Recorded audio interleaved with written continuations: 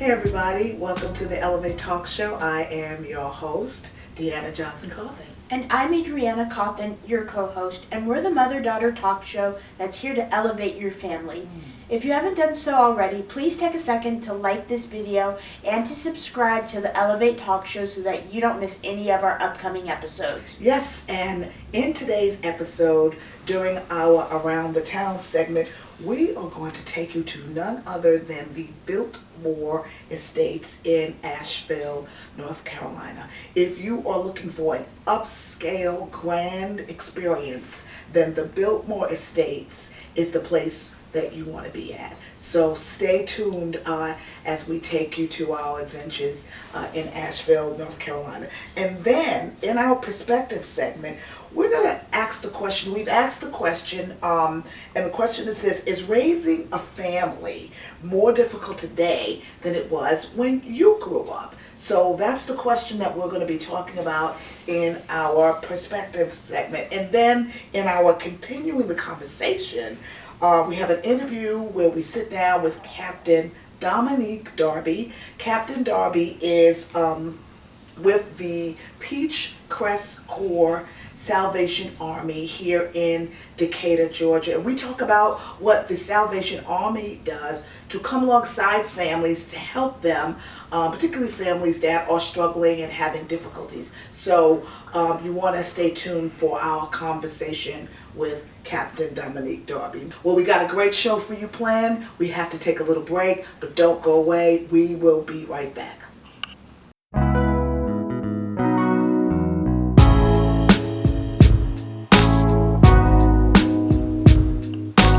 Welcome back to the Elevate Talk Show. And this is our perspective question. And today's question is this: is raising a family harder now than it was in times past, than it was when you were growing up? That's the question that we will be discussing today and that we put to our audience. And so let's talk about that. What do you think? Is raising a family harder now than in times past? I mean, I know that you're just 20, but you've studied history. You've heard of me and your father talk and your grandparents talk about raising families, us being, growing up, 30, 40, 50 years ago. What do you think? Well, I think that it's definitely harder raising a family today, and for a variety of reasons. Mm-hmm. Well, first of all, the cost of housing has skyrocketed, but incomes have not kept up with it. Not at all. I mean, it's impossible to live on a minimum wage income. Right, and support your family. Yeah, I mean, it's really difficult to live even on entry-level jobs when you have a degree. Yeah, it is very difficult. And, we talk about minimum wage. You think back to 30, 40 years ago. Well, let's just say 30. I'll even go in my life because I'm 55, about to be 56. I remember minimum wage being $5.35, something like that, 30 years ago. Well, minimum wage in 2020 is not that much more than it was 30, 35 years ago. I mean, it's $7, $8, $9, but the inflation has risen exponentially more. And so it's just people cannot. That's not a living wage. No. So with that being said, that makes it difficult for young adults, even like yourself, to get out of the home, earlier. And for so many of our young people, they're having to stay home longer. What do you think about that? Yeah, I mean, it's very difficult to get to a point where you're independent and able to support yourself, much less a family. And there are also other non-economic factors that make it harder. Mm-hmm. Well, a lot of people are just moving a lot. They're not staying in one city. Yeah, so you don't have that. So you don't have the kind of support from your family. Yeah. And you also aren't able to develop long-term friendships. So there's a lot of pressure. Transiency. Yeah. Just with all the transiency, there's a lot of pressure just on your on a few people in the nuclear family to run the household. That's right. Like you don't have all these outside people that you can depend on. Yeah, which makes it hard to be stable because we see a lot of instability. We see a lot of housing instability, even just mental instability. I think that when you are struggling just to try to survive, I think that wears away, what do you think, at your mental health and psychological health. And we see a lot of that here in the city, here in Atlanta. And I don't know what's going on in other cities. I would imagine it's that way there too. But I think when you're struggling just to survive, I think that just grates on you.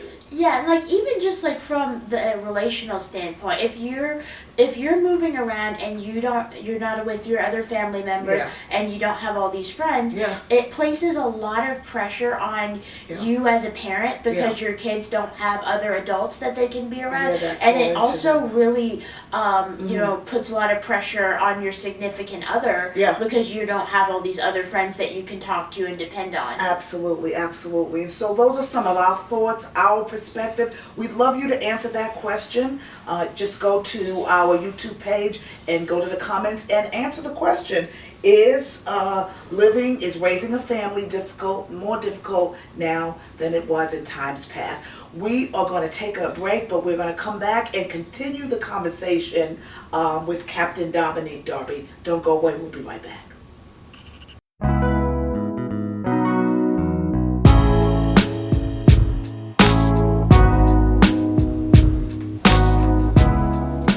Welcome back to the Elevate Talk Show, and today we're going to continue our conversation with Captain Dominique Darby. Yes, Captain Dominique Darby and her husband serve as captains at the Peach Crest Corps Salvation Army here in Decatur, Georgia. I sat down and did an interview with Captain Darby just to talk about some of the things that the Salvation Army does to come alongside families who are struggling and who need assistance, and what they do to support families. And so please take a look at our interview with Captain Dominique Darby. Well, thank you so much, Captain Dominique Darby, for being with us this morning. I know you were super busy. We talked about this a minute ago, and so am I. And it took a minute for us to get our schedules meshed, but we're here, and I'm so grateful that you're taking time out of your busy schedule to talk with us. I have a ton of things I want to talk to you about, so I want to get right into the interview. First, just tell us what the Salvation Army does. Who are they, and what do they do? Okay, the Salvation Army is started back in 1865 with William Booth, all the way in England, London, England, and over time it just moved over here to the Americas and to the South here where we are. But I mean, the organization, the church, really was built to help meet human needs, but also the spiritual needs. Of individuals. So it was a component of both of those things, because it's hard to preach to someone when their stomach's growling. That's right. So, Amen. So it's just that combination of, okay, yes, let's help meet those human needs as well as folks' spiritual needs. And so sometimes people don't realize that we're a church first. And we'll talk about that later, but me and my husband, we are ordained pastors of the Salvation Army Church, but we're also over the various programs here. What you said just now sort of segues me into my next question. You and your husband both serve as captains at the Peach Crest Corps Salvation Army here in Decatur. I actually live right down the street from you guys. Can you explain to our audience, my audience, and to me, what the day-to-day duties of a captain looks like? I know you said that it sort of varies depending on the community that you're in, but in general, what does a day look like for you? Right. So it's at least at the Atlanta Peach Crest Corps, it's me and my husband, and then we have an assistant, Captain Andy, who also helps at the level of pastor duties. So first comes our pastoral duties with our worship services, our midweek services with Bible study. We have some youth programs that we offer. And then at this location, the Boys and Girls Club as well. So, and social services. So there's a lot of different things that are going on. And so we divide it up amongst our team of pastors, and we just try to focus on, okay, what are our abilities and then our talents and our passions, and try to divide it up that way. Right. But like I said, there's a ton of different things that are happening every day. So that's the one beauty of being an officer, is every day our schedule looks, every day is different. Some days, yeah, so some days we got our administrator hat on, so we're doing paperwork, the fun stuff, not really. And then I know. yeah, and at the same time, we take the jacket off and we go in the gym and we're playing basketball with the kids, or arts and craft, or teaching them life skills. Or sounds like you guys have a lot of flexibility within the organization to do what you need to, what you deem best in the position that you're in that particular community. Is that true? Absolutely, yes. Whatever your community needs, whatever your church needs. Yes, we have that flexibility. Even today, with this is our longer day.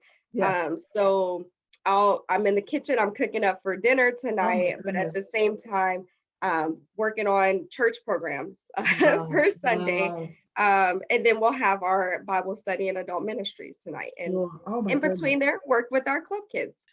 You're a working mom, so how do you find time to balance motherhood and family life with all of your various duties? How does that look for you and your family, for you and your husband?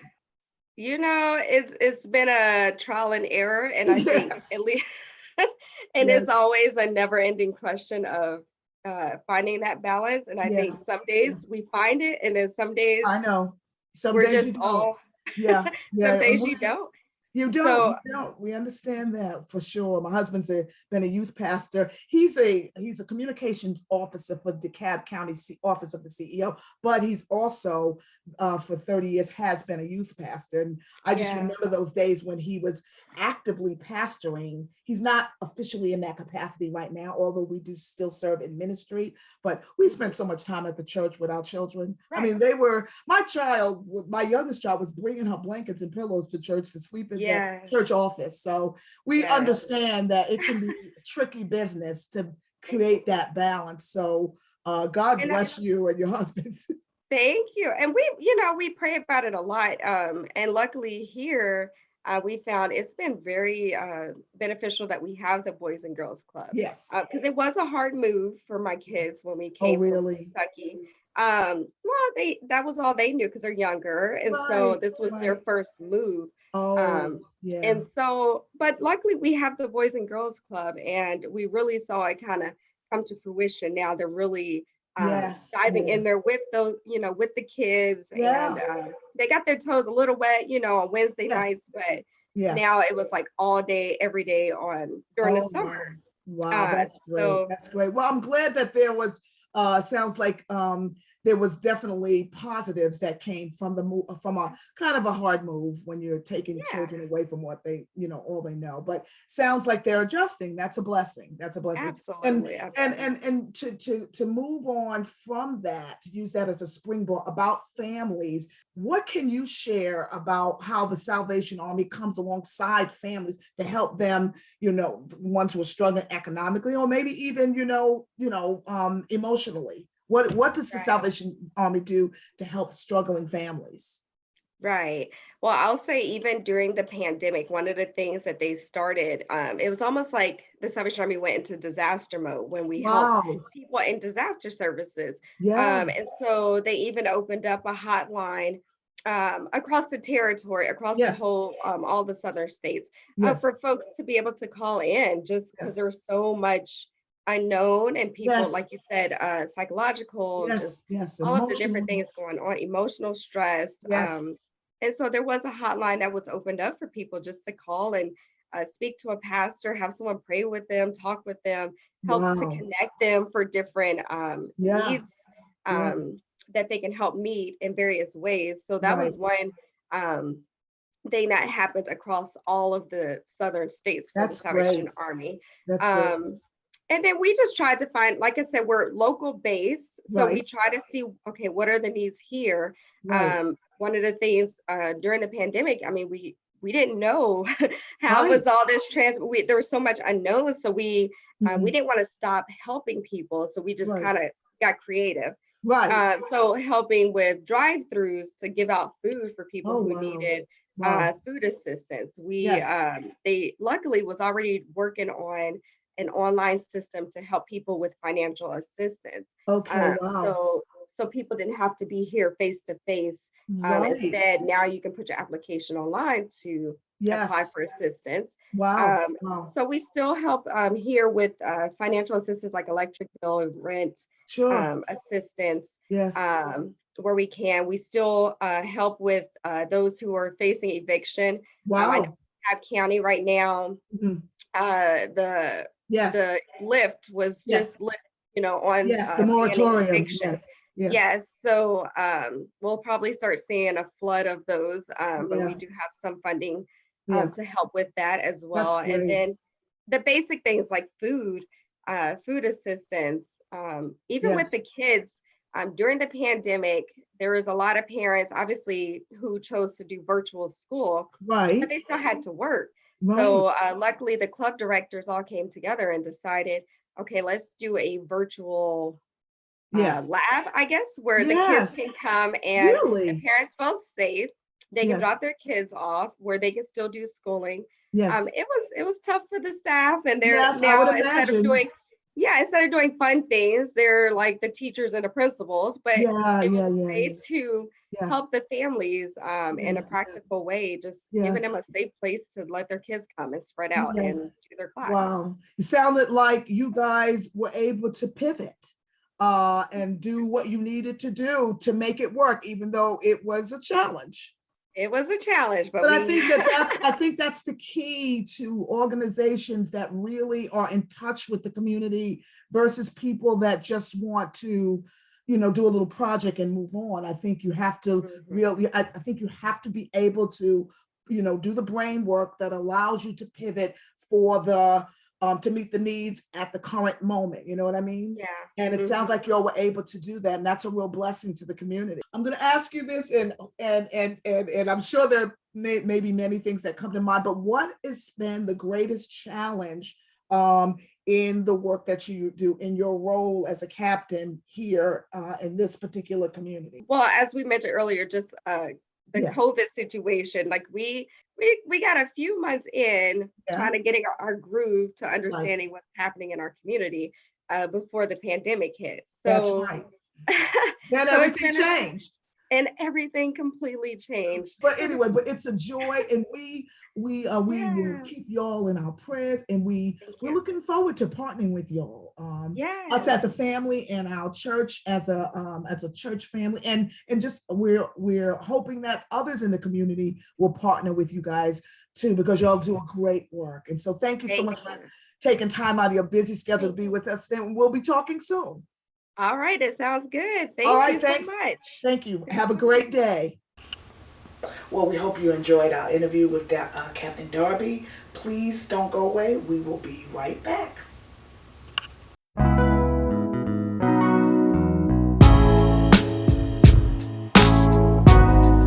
Welcome back to the Elevator Talk Show. In our Around the Town segment, we are going to be taking you to the Biltmore Estates in Asheville, North Carolina. If you're looking for a spectacular experience, this is the place to go. It has everything. I mean, wineries and gardens, and the house itself is immaculate and spectacular. You remember going there? Yes, I do. It's extremely grand. In fact, it's the largest house in America. So if you want to see something that's very big and grand and epic, this is your place. Well, take a look at our time at the Biltmore Estates in Asheville, North Carolina. This week's Around the Town takes our family 3.5 hours north of Atlanta, Georgia, to the Biltmore Estate, which is located in the beautiful mountains of Asheville, North Carolina. The Biltmore Estate was built by George Vanderbilt, an American aristocrat who amassed a fortune through steamboats and railroads, and is the largest privately owned home in the United States. When George Vanderbilt arrived in Asheville in 1888, his visit was only supposed to be a family vacation with his mother, but he immediately fell in love with the rustic beauty of the Blue Ridge Mountains. It was the first step in a journey that culminated with the completion of the 250-room house that he would call home. Because of Vanderbilt's extensive travel to Europe, the interior of the Biltmore Estate is distinctively French and English. Some of the main features of the house include the octagonal sunken winter garden, the 70-foot-high banquet hall with the massive triple fireplace, and a library which includes a spiral staircase and houses approximately half of Vanderbilt's 23,000-volume book collection. The second and third floors of the house contain the elaborately decorated master bedroom of George Vanderbilt, as well as a host of other finely decorated suites. Although the decor of the house is elegant and stunning, the exquisitely designed gardens at the Biltmore Estate and the forest with its patchwork of autumn color are equally magnificent. Fall is a favorite season for strolling the gardens and the grounds of the estate. Several of the trees, including the golden rain tree and the katsura tree and the Persian ironwood, which were handpicked by Frederick Law Olmsted, the garden's architect, are now recognized as North Carolina's state champion trees. After touring the house and strolling through the gardens, we stopped and took a few family pictures before making our way over to the nearby Biltmore Village. The village is made up of a variety of quaintly stuccoed cottage-like stores, including the famous Old World Christmas shop where you can purchase a wide array of holiday decorations. The Old World Christmas shop is full of all the splendor and magic that Christmas brings, and I spent several minutes enjoying the many displays of holiday goodies. The shop contains everything from specially made Santa figures to ornaments, wreaths, dolls, nativity scenes, and so much more.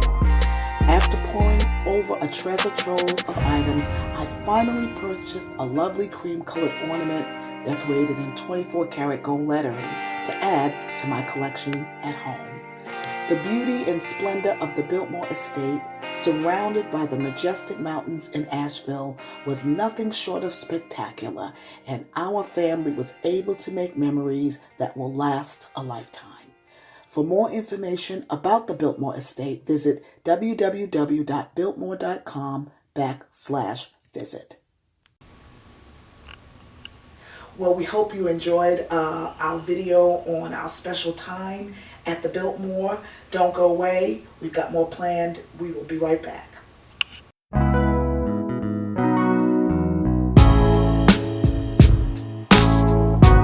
Hello and welcome to our Meal of the Week segment. Today I'm going to be showing you how to make a spicy Mexican chicken tortilla soup. So let's get started. Alright, so we're going to start off by sauteing our vegetables. So I'm going to start off by adding 3 diced zucchini,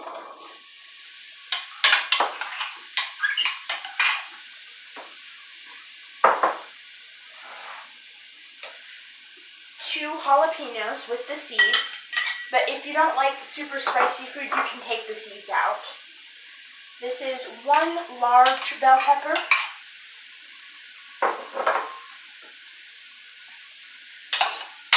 1 onion, and I'm just going to let these saute in the pan until they're soft.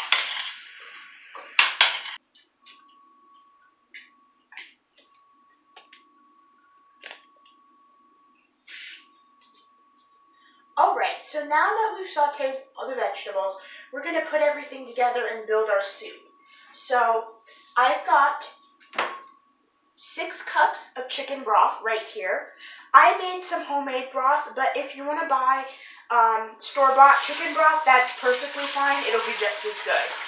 So I'm just going to pour that in there. Then I have 2 large tomatoes.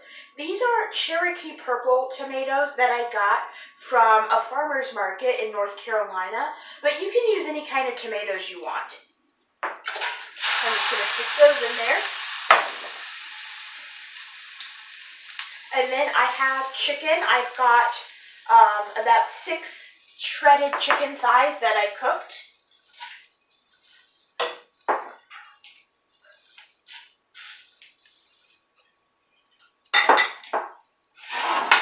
And then I'm just going to put the vegetables that we just sauteed and add that to the soup. Alright, Alright, so now that we've got all those ingredients in there, we're going to add some spices.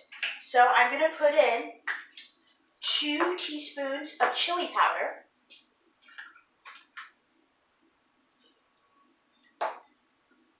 I'm going to put in 2 teaspoons of smoked paprika.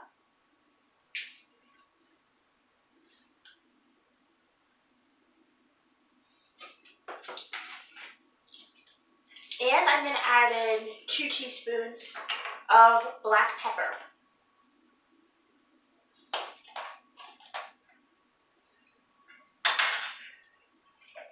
So now I'm just going to stir this in there so that the spices are nice and well incorporated. Alright, so now that we've got all the soup ingredients in there, I'm going to cover this up. And I'm going to let it cook on medium heat for about 30 minutes. And then I'll be back to show you the final results. It's been about 30 minutes and the soup is ready and it's really delicious. So I'm just going to plate it up for you in this bowl and then I'll show you a close-up shot.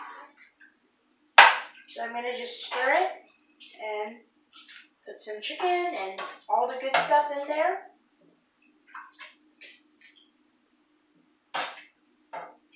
This soup smells amazing and it's really colorful. You'll love it. It's just a perfect weeknight meal, especially if you like spicy foods, which I absolutely love.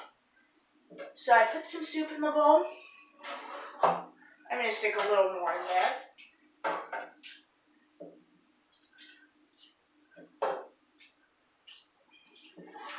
And now I'm going to just put some fried tortilla strips on there, which are a very nice garnish. But if you don't want to make fried tortilla strips, you can buy them at the store, or you could just use regular tortilla chips as a garnish.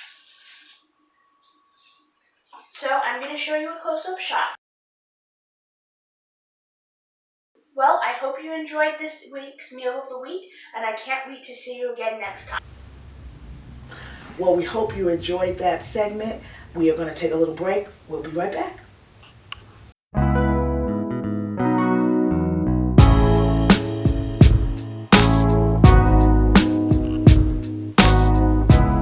Welcome back to the Elevate Talk Show. Our time together is almost up, but before we go, we want to tell you about a fundraiser that we're doing for the National Alliance on Mental Illness. If you want to find out more about how you can help people struggling with mental illnesses and their families, click the link below and that'll direct you to instructions for how you can participate.